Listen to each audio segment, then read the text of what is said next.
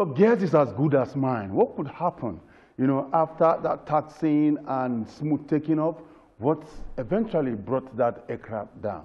That's what we're going to be looking at today's edition of your favorite program, The Aviation. And of course, to do this is your regular face, a man who had so many awards, and by virtue of ICAO event that took place at Sheraton in 2017, he was confirmed an aviation expert. Dr. Godwin Ike, his profile is just on the screen. Go close. If you want, the Twitter handle is there. If you want, the email is there. Of course, his phone number is equally there. And then I'm going to be doing it just with him in the next 30 minutes. A very good morning to you, Mr. Godwin Ike. Good morning, Joe. What happened? And this your idea of branding me doctor, chief, engineer, and the rest of them. You earn it. You earn it. Can you just spare me all day? You earn it. I mean, that ICAO event that took place in 2017, how much was it? About $1,800 for registration, and of course he made it. Quickly, what happened to that? Oh, well, Joe, today we are looking at the land crashing, or call it crash landing of Aeroflot flight 1492. This was a regional airplane. We're going to see our clips and see the details of actually what transpired. The idea of playing that, which I will urge that now that the program is officially going on, that we play once again so that our viewers will really appreciate what we're about to, Okay, now let's have it again. Let's have that clip of how that plane came down and caught fire right on the runway. And there are a whole lot to be learned there by our flying public when we finish the analysis. Watch and see. It's coming into touchdown. This is live video. It bounced first time, got back into the air, still aligned with the runway, and then hit the ground hard again. And of course, the undercarriages gave way, and there was a tail strike, and fire erupted. You can see the fire, right there. And can you see that?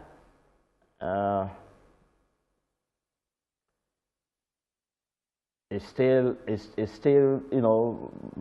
bouncing. But one would just, be wondering what is the cause of investigations are still going on, but preliminary that will make a plane to be bouncing on the runway as if it's a football. Yeah, and then it twists to left and comes to a stop. At this point, what you would have expected would have been that as soon as the pilot pressed the automatic door to bring out the slides, passengers should just start rushing out and sliding away from those that can jump from the airplane. But guess what most of the passengers, those in front were busy doing? Reaching out for their hand luggages on the overhead. Containing hard currencies. Overhead. And then held up those that were behind. And Joe, unnecessary deaths took place, there. As soon as the automatic door came open and slides, came out. Good technology meant for evacuation during emergency. You should abandon everything in that plane and life first, and property second. It wouldn't have lost up to 5 individuals. The 5 that would have been lost would have probably been the first 5 at the rearmost part of the. Well, at times, these things are even done, you just be shocked that even the ones at the rear, maybe the ones that may eventually make it. But no, because the fire started from the rear and engulfed the entire empennage of the airplane. It was burning from the rear. You know what happened? Like when it hit hard on the ground, bounced up, hit the second time, the undercarriages, broke off, and so it had a tail strike. You remember when I told you about tail strike, when those vertical membranes hit the floor, and of course generated some sparks and set the, we're going to look at that, why it bounced, severally, that's right. and then the tail strike and all of that. But for the sake of our viewers, they pay keen attention to what we dole out. We have not, been able to tell them where that took place. Yeah, we are going to clip one now. Get us clip one. Let's quickly run because we started quite late, and I hope we'll be able to do justice to this awesome topic. We are dealing here clip one, Joe. Yep, there where we are. All right, that's clip one. Before we could, of course, read out from the crash here. landing of Aeroflot flight 1492. Introduction. On May 5th, 2019, Aeroflot flight 1492, a scheduled passenger flight from Sheremetyevo International Airport, Moscow, to Murmansk Airport in Russia, land crashed, killing 30 of its 78 occupants and injuring 11. 37 of the occupants escaped unhurt. The Russian-made Sukhoi Superjet 100 aircraft operating the flight returned to Sheremetyevo International Airport shortly after takeoff, hitting hard on the runway, causing the landing gear, that's the undercarriage, to collapse. The aircraft experienced a tail strike as it slid on its belly and caught fire. This was the second fatal accident involving a Sukhoi Superjet 100 aircraft after the Mount Salak crash in 2012. That was in Indonesia. And the first fatal accident for Aeroflot since Aeroflot flight 821 in 2008. Let's move quickly to clip two. The aircraft. The Sukhoi Superjet 100 is the first production airliner model produced in Russia since the dissolution of the Union of Soviet Socialist Republics, fondly known as USSR, in 26 December 1991. Fondly referred to as SSJ-100, the Sukhoi Superjet 100 is a Russian-built regional jet designed by Sukhoi, a division of United Aircraft Corporation. That means this is different. The parts, the engine, they have nothing to do with, that engine that usually comes from France. No, this is purely Russian. And as a matter of fact, the United Aircraft Corporation is also a Russian company set up by government to organize and consolidate the different manufacturers that were disorganized when USSR, broke up in 1991. So a lot of manufacturers got into trouble, coping with the economic downturn and the shaking that took place in that huge nation. I mean, USSR was one large one, but now shredded into 16 parts. That's correct. So right now we are dealing with Russia, still a massive country, even as Russia. Then you would imagine what they were when they were USSR. So President Putin now formed this United Aircraft Corporation and brought them all together, and they started once again. And their first production was this Sukhoi, 100. And then it was supposed to be a successful aircraft, it's a bouncing aircraft. Yeah. So let's go on. A division of United Aircraft Corporation, although its development started in the year 2000, it made its maiden flight on 19th May 2008, and its first commercial flight on 21st April 2011, with Aviation. This is an Armenian, airliner. They were the first to take delivery of Sukhoi. And so let's move on to clip 3, please. The accident. Let's see what happened. On that fateful day, 5th May 2019, at 18:02 local time, which was the 15:02 UTC, our own time here, Aeroflot flight 1492 took off from Sheremetyevo International Airport for Murmansk Airport. Reports had it that the aircraft suffered a lightning strike, which caused loss of communication with air traffic control, ATC. Electronic equipment and autopilot, those were knocked off. Very strange because these days, lightning, yes. These days, planes are designed to resist and withstand lightning strikes. So this is quite strange, but it happened anyway.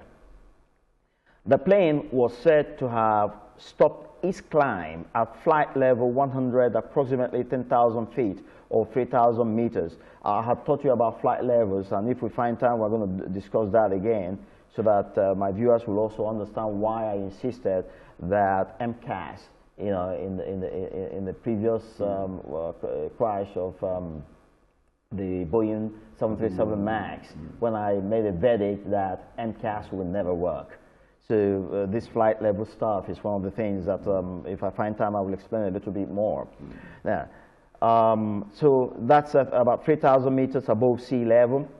Circled to the northeast of the airport in the region of Sosvo, Pestovo, and Ushinskoye, Vodokrylinch, and turned back. Those were the cities that when it veered northeast, those were the cities it overflew and then came right around to land and do that landing that we saw a moment ago.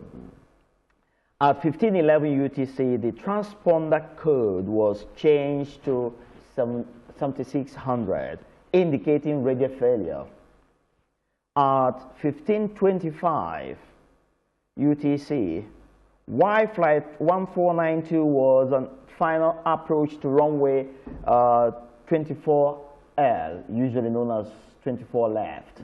Okay, the transponder code was changed to 7700, indicating emergency. So that will let you know that the pilot had lost concentration and was panicking.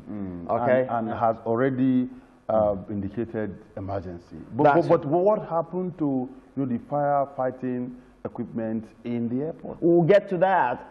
They came, but it took a while before they got there. It's all about some slight inefficiencies still existing in Russia, and it took them 45 minutes to put off that fire. A lot of people should have survived that, crash landing, but a couple of somebody wasn't serious with his job. First of all, passengers, sitting in front, rather than sliding away and leaving the airplane, were busy looking for their suitcases. And no, but what some of us expect, from such an advanced country, the moment that plane touches down and then goes up again and it's going to come down, we expected that the safety equipment should have been rolled out almost immediately. Even when the transponder sent in the 7700 code, control tower should have alerted the, what they call them, fire service immediately. They should have lined up on two sides of that runway and awaited any eventuality. Not when the plane, had crash landed and caught fire and was busy burning away in one end of the runway. Then they started scrambling, to reach the place. And perhaps at that time they don't even have water in there. No, I don't think so. But it's just about timing. For them to stay for but Joe, we need to move. Right. Clip four very quickly. Time is not our friend, even though we started a little late. But here we go. The accident continues, Joe. The aircraft hit hard on the runway, bounced twice, and on the final touchdown, the landing gear collapsed, leading to a tail strike and fire eruption. The fire quickly engulfed the wings, rear fuselage, and empennage. If I find time, I'm going to explain to you again about the fuselage and the empennage of the airplane. The aircraft slid down the runway, veered to the left. You saw it there when it veered to the left before coming to a stop about 27 minutes after takeoff. The front doors emergency slides were deployed and passengers escaped through them. Reports had it that more lives would have been saved had passengers in front just escaped as soon as the plane came to a standstill, rather than struggling to collect hand luggages from the overhead luggage compartments. This is good information for flyers in Nigeria, because when we watch and see things happening to other people, we often live in the illusion that this can happen to us. We should always be mentally ready and do the right thing in order to save lives if and when this kind of thing happens to us. This is the essence of this program, Joe.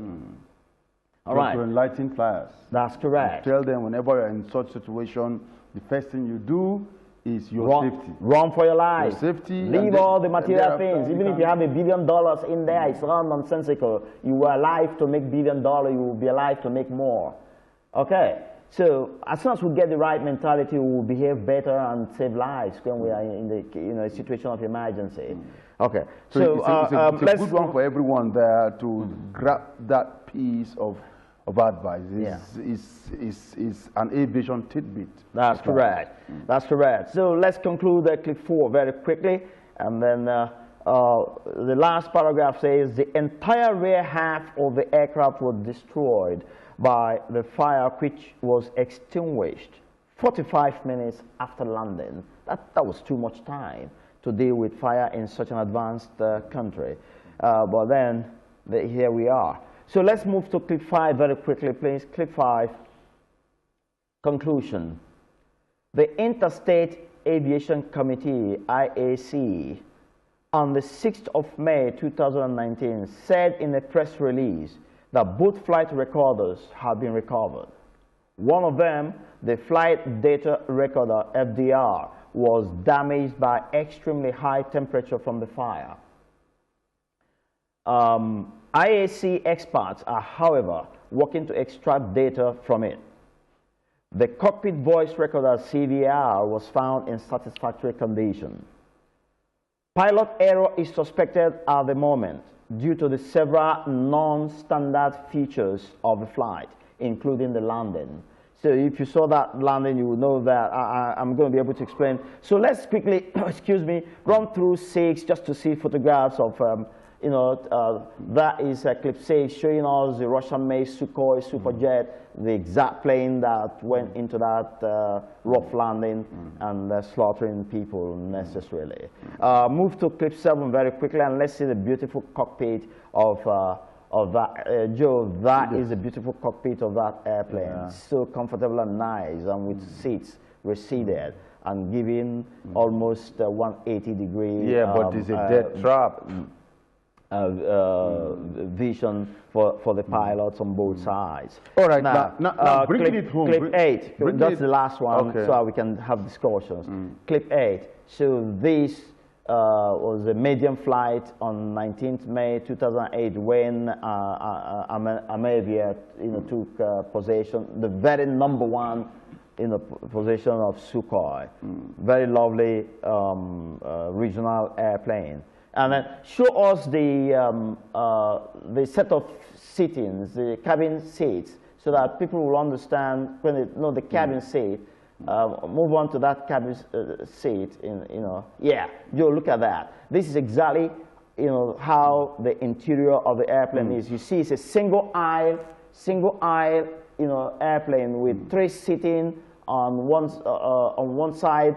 On the left, on the right rather. Yeah, that's when you are inside on the right. And 2 on the other side. Yeah, now imagine for 1 second that everybody got up and rushed to that aisle. Joe, you will see that those at the rear just immediately got trapped. Yeah. So now, irrespective of how beautiful the plane is, we've seen the cockpit, we've seen, of course, the cabin. It's all about safety. Yes. How come it happened? And like I've asked before, I'm still going to ask again. Could it be that there are some agency in Russia that are negligent with their duty? Well, investigations are still going on. That's why I branded this part one. Whenever in a couple of weeks to come we have more information, I will do our viewers part two, and then we'll see. First of all, the preliminary release was that pilot error was suspected, and then if you remember what you saw on that landing, you will notice that if we are going to suspect, if the well, according to them, pilot error, and the also, first thing we noticed, like you said in your explanation, is the fact that there was, lightning. No, they had taken off and were on their way to Murmansk airport, somewhere in Russia, and shortly after the takeoff, the airplane was hit by thunder, and there was this lightning strike, and then which immediately knocked off its two-way communication. So you couldn't really communicate with the control tower by voice. So it was only by sending coding that he told his story about what was going on there. If you remember, we mentioned 3 things that quickly went wrong. The electronic equipment all went dead, and then of course he stopped climbing and then began to turn around to head back to the runway. As a matter of fact, if it wasn't for panic, the pilot would have done a better job of it. But for him to have really taken the risk of turning around and heading back, without an opportunity of having voice communication with the runway, with the control tower, was good skill. It was really, really good skill. Anything could have happened. He would have come on the path of other airplanes, either coming into land or taking off and all those stuff. But the young man, took the risk, turned around, used coding to pass information to ATC, that's the control tower, telling them, what was happening. First of all, he made the first one that was to show that he had problems, and then as he was approaching for touchdown, he sent yet another code to say he had an emergency. And so, they had good information in good time to really assemble, another thing that also we need to... It's a little bit of inefficiency, which is strange to find that kind of inefficiency in Russia. It's quite strange. Okay. Another thing that is also important to look at is the fact that this thing happened within the last 7 days, and we already have a preliminary report. How possible? Why don't we have it in our own climb? Oh, well, remember also that our own, what they call them again, AIB, gave us information within 1 week of the last incident that we had here in Nigeria. Remember, within 1 week, they gave us a preliminary findings during the crash of the Vice President's helicopter, even though by the environment and by the state of the helicopter, I just knew with extreme precision what could have happened. And you remember, overnight, I gave my viewers information of what happened to that helicopter and what could have happened, to the pilot, what the pilot probably did, and how he landed hard on one side and rolled over. I predicted all those when I saw the environment where he landed and how he lost his dusty environment. Yes, and how he lost his situational awareness and all those stuff. I gave it to you from my knowledge and experience. And then when the AIB, after 1 week, came out with their preliminary, they just confirmed in graphic terms everything that I said to the viewers. And so this is where we are. We cannot say that we take too much time here in Nigeria to deal with accidents. I think our people are reasonably efficient. They are when it comes to helicopter. No, it's not about helicopter, for instance. I mean, if that had been a fixed-wing aircraft that crashed in that fashion, it probably would have killed everyone. We probably would have lost our vice president. I would have been very sad and very traumatic for this country. And then AIB would have still told us something within 1 week as a preliminary release, and then go in depth into listening to conversations, you know, in the cockpit recorder, and then check out the flight pattern, you know, with the flight data recorder, and so come up with comprehensive, precise events that took place and that led to the crash. That's the way it works. I think we're doing reasonably well here. Now we can see that it took 45 minutes to put out fire that was just sitting there within the airport runway. That's an error on their part. Which, we're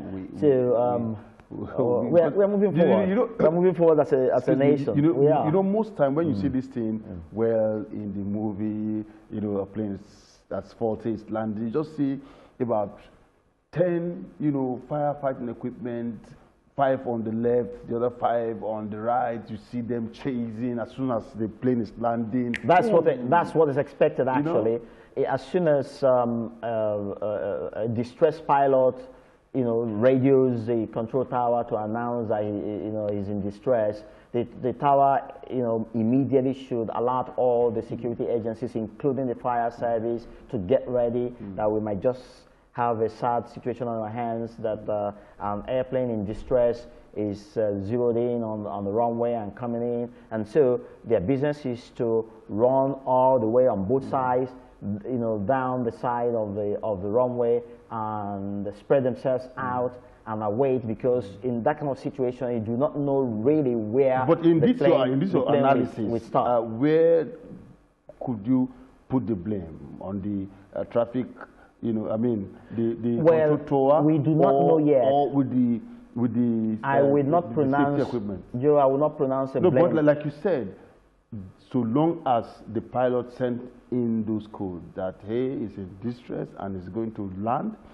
the control tower is supposed to boom. That's why it's difficult to... Could it be that the control tower alerted the security department and they didn't do their job, or the control tower, you know, failed to do so? Anything you say right now, Joe, will be speculative, and that's not what we want to do. Until further investigation tells us in graphic terms who was lousy along the line of communication, then we can take out and call out, you know, that department to say you were lousy, you were inefficient, you didn't do well. At the moment, it's not right to, engage in speculation. Look at that. That's how it happened. Yes, that's it. It's coming down. I think he had done the first bouncing. He had done the first bouncing before this particular one we're looking at right now. Now the empennage, I mean the tail had hit the floor when it hit really hard and lost its undercarriage, and of course began to slide on the ground, and you can see it bouncing up and down, and then eventually with fire, you know, engulfing the tail end, it veered off the runway, and watch. It now makes a left turn. I announced that during our region of our clips. You can see that the engine is right on the floor. Can you see that the engine is right on the floor? Smoke, yes, and all of that. And at this point, the doors opened, and those evacuation slides immediately came out. They were successfully deployed. You know, unfortunately, I didn't bring you the photo of you know, when people were really sliding away from the. Well, one of the survivors confessed that those are the rare that got slaughtered by fire. were unfortunate because people were busy reaching out on the overhead compartment to get their hand luggages, and then blocked the single aisle, and nobody could, leave as quickly as possible. And I tell my viewers right now, especially the flying viewers, please and please, anytime you find yourself in this kind of emergency, whether it's happening from the rear or happening from the front of the airplane, your first and only move would be to escape from that airplane. Leave everything behind. First. Leave everything behind. Even if you have you have $1 billion in your suitcase, you are alive to make your $1 billion. And if you stay alive, you will make even 10 of it. Okay, I must thank you so much. So let's be mindful. I must thank you so much for coming on the show. Yeah, but that's just the truth. Even if it's not yours, you are on errand with $1 billion. Yeah, the person that sends you will understand. Of course, definitely of course. Well, thank you for taking a decision to be alive. Because no money can purchase your life. Sure. And of course, that's what we have on the discussion today. Of course, I'm sure part 2 will be coming same time next week. Be there. There are so many issues that the aviation freak and expert will be doling out when you keep a date next week. Okay, we'll take a quick break. When we come back, shall be time to look at other interesting issues. Don't forget, it's license, Estate Surveyor and Valuer, Mr. Godwin Ike. Thank you, man. Thank you.